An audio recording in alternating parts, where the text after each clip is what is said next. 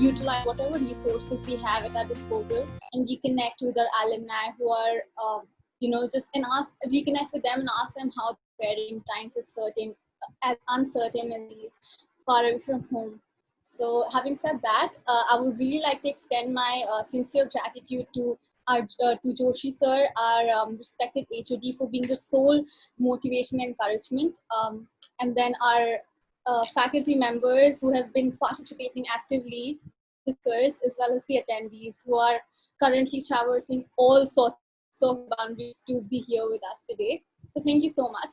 Without your support, we would not have been able to materialize Avitoli ma'am's brainchild that this webinar is. Thank you very much. And yeah, having said that, I would just like to hand it over to ma'am to welcome you all.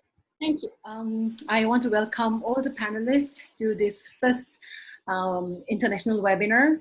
When we started our website in 2015, Nilisha was there to, concise the content of the website. Hardik Gaurav was there to, he went from room to room, clicking photographs. So all the nice pictures that we have on our website belong to Hardik Gaurav, and he's one of the panelists. Max Millen was with us for one semester, and he was instrumental in organizing first virtual conference on displacement, remember, in 2018.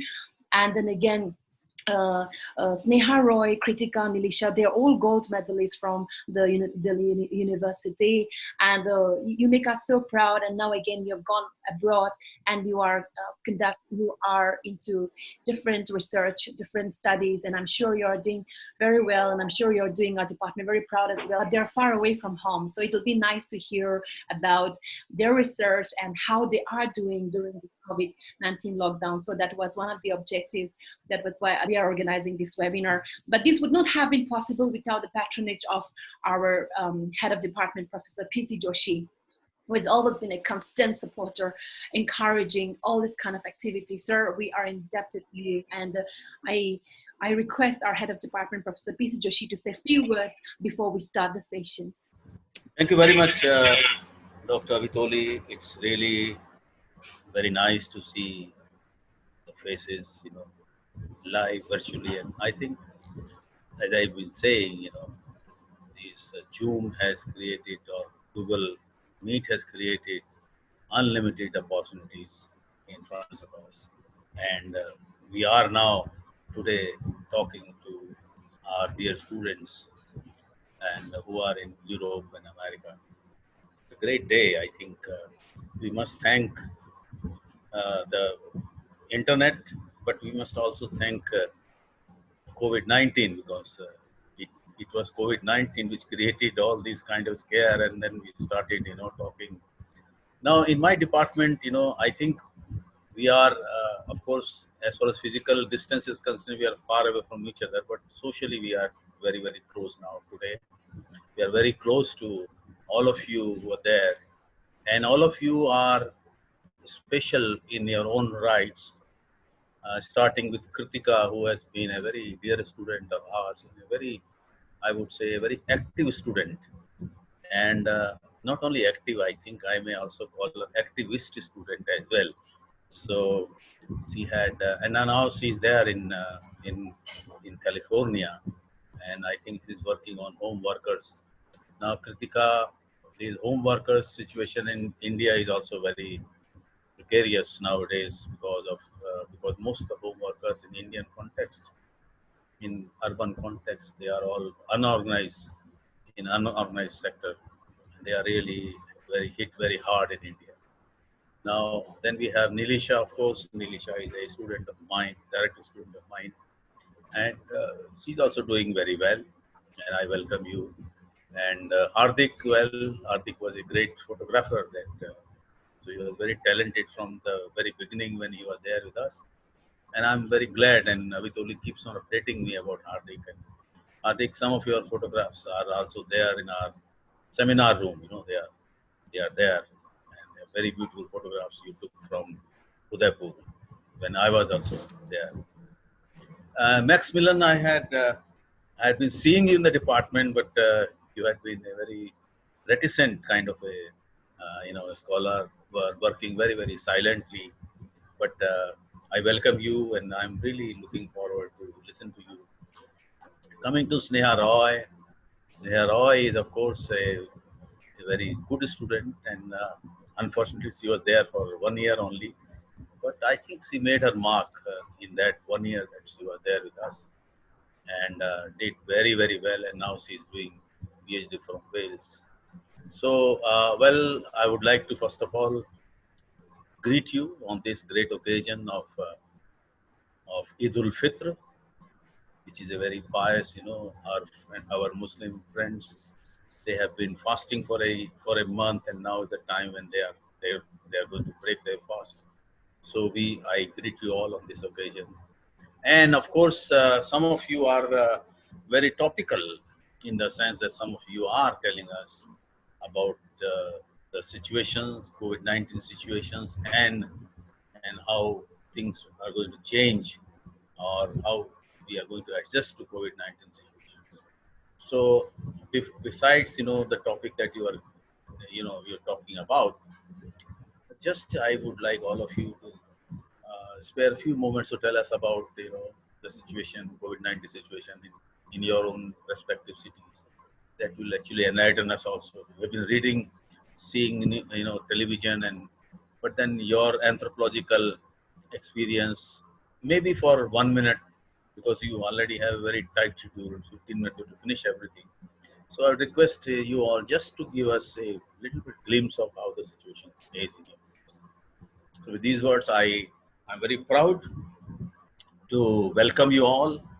I'm very, very proud that you are making a mark in your own respective places. And I think it's a great day. It's a historical day. And it is something which is, I think, happening for the first time in the department. And credit goes to, of course, Vitoli. But I would also like to mention, actually, is under hard pressure, because her exams are right at the corner. And in spite of that, she has done so much. And I was going through the introduction that she wrote, which was brilliant. So I congratulate both of you, and I welcome all of you, all the speakers, and also welcome. There are 70 people who are right now, I think, listening to us, who are on Facebook. So I welcome all of you. So with these words, I think I can give it to Vitoli, I can give it to Sagarika, or I can ask. I can see Dr. Papa Rao. Papa Rao is there. Papa Rao is a very senior anthropologist from Tirupati. He has been the professor of anthropology there, head, and also principal of postgraduate college. So, and he's always associated with our department. Also, thank you so much, sir, for those kind words. Moving on, I think I have to invite Mahajan sir, who's going to be the discussant for Kritika Pandey. She's currently in Los Angeles. So over to you, sir. What we are doing is this continuous conversations over this lockdown period, and this is our second in the series. In fact, a few weeks back, we had a departmental seminar, and that went really well. And in fact, I'm looking at it as a continuation of the seminar, because even that day, a lot of people spoke on, a lot of our own students, they spoke on how the research is getting impacted by this pandemic. And Professor Joshi has already, in that discussion, he mentioned that how fieldwork is going to change after COVID. And the situation is almost like, if you see the fieldwork tradition changed drastically after First World War. And if you see similarly ethnographic fieldwork, as well as the shape of anthropology as a discipline changed after World War II also. So in a way, COVID is an unprecedented situation, and it is a historical moment, and this is going to change the face of the discipline. And I think that is why it is very pertinent that at this juncture we are holding these conversations with people, our students who were with us, and how do they make sense of these changes. Professor Joshi has already introduced all of the panelists today. Now, may I invite Kritika, who's been a very, very dear student, and Kritika, as I think a lot of you might know, was with us for almost 6 years, and she did her BSc, and then masters as well as her M.Phil. And while she was doing her M.Phil with us, she was working on domestic workers and how domestic workers were, coping up with the stresses of living in a neoliberal city. You see, in India, um, although we have Delhi as a city has moved into neoliberal environment, but somehow the way we treat the domestic workers is medieval ways. There is a sense of servitude, and I think today what she is going to do, and that is what I'm expecting from her.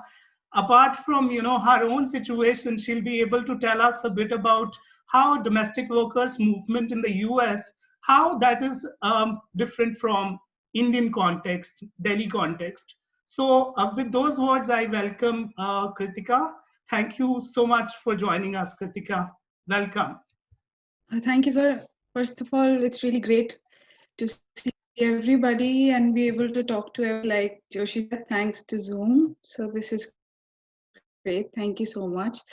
And thank you so much for the more than enough, but thank you. So I would actually, the topic that I had in mind was basically trying to tackle the idea of working in during a crisis as an academic. But I wanted to bring to you the perspective of how students and early career researchers are dealing with this uncertainty and how they're trying to process this difficulty in terms of how they work and how they connect with other people. But I would also like to talk of my own experiences in the last few months of working here in Los Angeles, to talk about what I feel are questions that we should be addressing. And these are questions that have come up again in the forefront thanks to the COVID crisis. They've always loomed large, but somehow they have always ended up being in the periphery of discussions in academia. But I think now is the moment that we can actually bring these questions back and take this moment to talk about these questions again. To just give an introduction of what a brief introduction of what I've been doing for a few months here. I live in Los Angeles, and here in the US, the domestic workers movement has been active for the past 3 decades, but in the last 2 decades, they have actually branched out to many states in the US, and they have managed to secure changes in the legal system in many states. So the organization level of domestic workers here in the US, in the sense that though you may see state to state differences in the US in terms of how domestic work is organized, but the organization is much more robust and intersectional, as well as more expansive than you would see in India, where the domestic workers movement has just started building in the past few decades and is still in its baby steps, as to say. So I was working with an organization which is called the Filipino Workers Center here in Los Angeles. And since Filipino workers form more than 2/3 of the domestic worker industry in the US, The Filipino Workers Center has a membership of over 1,600 domestic workers in California, in Southern California alone, and it has other centers in Northern California as well. So it's a very active organization, and they have all these advocacy events and public meetings and these technology workshops, legal domestic clinics that I was studying, and I was a participant observation. So my fieldwork included attending these meetings and going to these gatherings and this public advocacy events. But since the COVID-19 crisis, two things have happened. The first is that the entire machinery that was working towards advocacy here in California has now come to a slight standstill because they were not using social media or internet as a primary platform for advocacy before, but now they are being forced to do that. So they, in social media, they're still trying to build a circle of people that they can engage with. So it's not something that I expected to come across. And unfortunately, we do not have the expertise of dealing with, say, observing like webinars, and how do you, like basic things like how do you make notes in a webinar, how do you take field notes while you're observing a webinar. So these kind of things, like these very basic questions, are struggles that I was facing on a weekly basis. But this is about the specific project that I was doing. But what I wanted to talk about was that in the course of these struggles, there was another struggle that I was facing, which is, like the seminar says, being far away from home. So I was struggling a lot with being isolated in a country where where I am foreign, where I'm an outsider. And even though I'm working here for the past few months, but it's still difficult for me to make sense of this isolation when I'm not in my home country, because my socialization, which was earlier helping me cope with adjusting to this new place, is now no more existent because I can't go out, I can't meet people from my class or my department.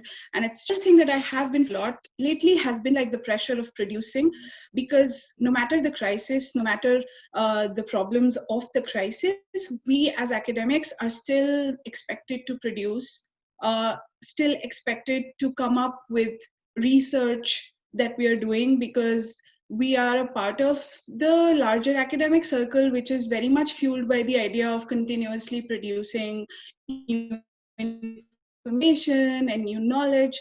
So what I actually wanted to talk about today was, how do we deal with this idea of productivity during the times of crisis, especially taking note of the narratives of my fellow peers here in the US and also my peers back in India and across the world. I feel that it's really important to talk about the question of productivity itself, as in, how do we envision the process of producing in general, like in academia.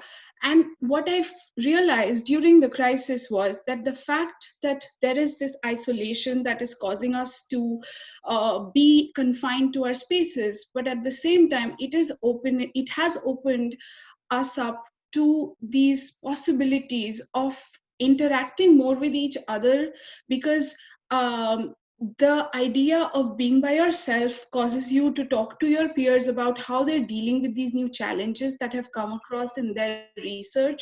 And in the process, you actually discover possibilities not just of collaboration, but also of emotional support, which I think are very important and very less addressed in academia. I think that this crisis has made very apparent that there are issues in academia, like mental health and well-being of the researchers, that we constantly ignore or maybe do not address as much. But the appearance of this crisis has brought forth that those things, now that the university, especially in the US, are being forced to make concessions for the students in terms of dealing with the crisis. So like in the US, you can say that here the private university system, especially since it's funded by private organizations pushes a lot towards like a production of these novel ideas and new publications, and there's a lot of pressure that you feel when you try to work towards your research here in terms of quantifiable results that actually can push up your university's ranking or your department's position, that kind of thing. But like now the universities are being forced to make concessions for their grad students because of the crisis.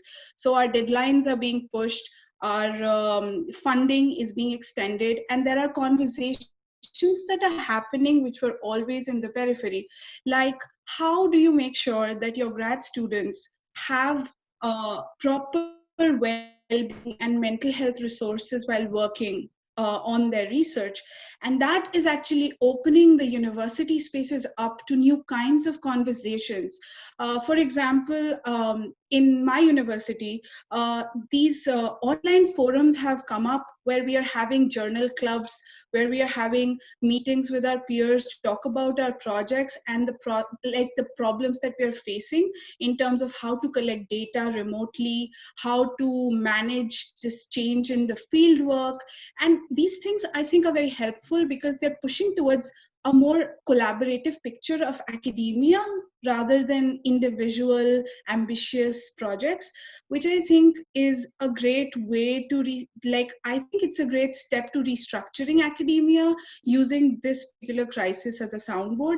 So I think that is very important. And I also think that that is one to take it one step further, this is also opening up to the possibilities of global conversations that might stay in the periphery if we are geographically bound to our universities. But now, since we are being forced to interact online, now that we don't have other resources or opportunities to actually socialize in person, I think it's also opening up to possibilities of collaborating globally, talking about your projects globally, and creating these transnational networks of thought that can help to develop conversations, not just for public policy and advocacy, but generally like talking about the nature of academia in general.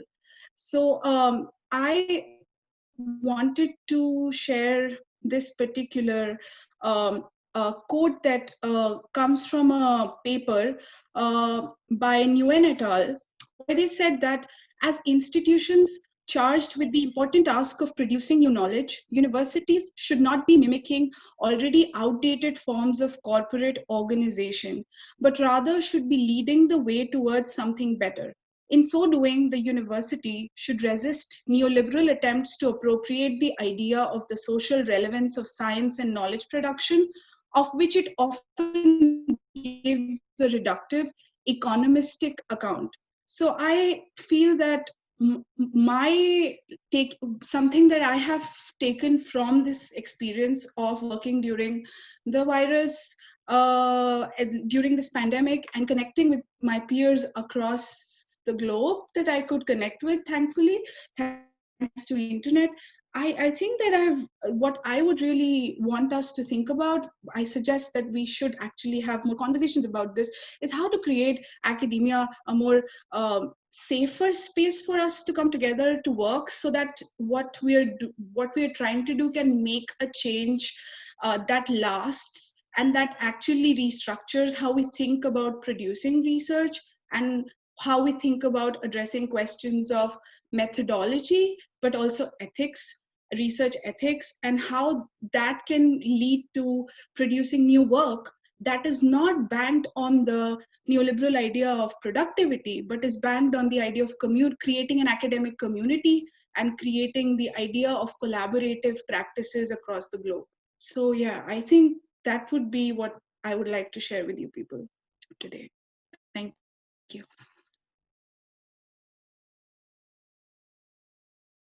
Thank you so much, Kritika. That was a very, very insightful conversation.